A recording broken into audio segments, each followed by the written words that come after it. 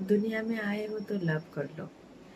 ভিডিওটা একটু পুরোটা একটু দেখবেন, কোনো উপদেশ কিন্তু নয়। তো নিজস্ব মতামত বলছি যে একটা সম্পর্ক, বয়ফ্রেন্ড গার্লফ্রেন্ডের সম্পর্ক, সবাই বলে, ওই যে উপদেশ দেয় যে বিশ্বাস থেকে তৈরি হয়, একে অপরের প্রতি বিশ্বাস রাখা দরকার, হ্যাঁ অনেক ভালোবাসা দরকার। দেখো ভালো, সবাই তো বলে হ্যাঁ ভালোবাসি, প্রচুর ভালোবাসি, তোমাকে ছাড়া বাঁচতে পারবো না। এইগুলো কিন্তু পুরোটাই অভিনয়, অভিনয়, পুরোটাই অভিনয়।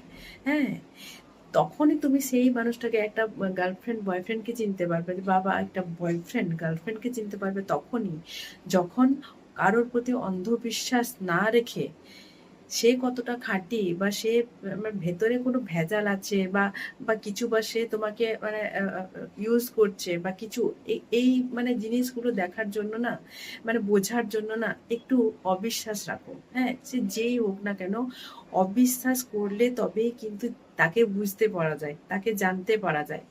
তো একটাই কথা, যে কোনো কিছুতে বন্ধুরা বিশ্বাস, অন্ধবিশ্বাস কারোর প্রতি করো না।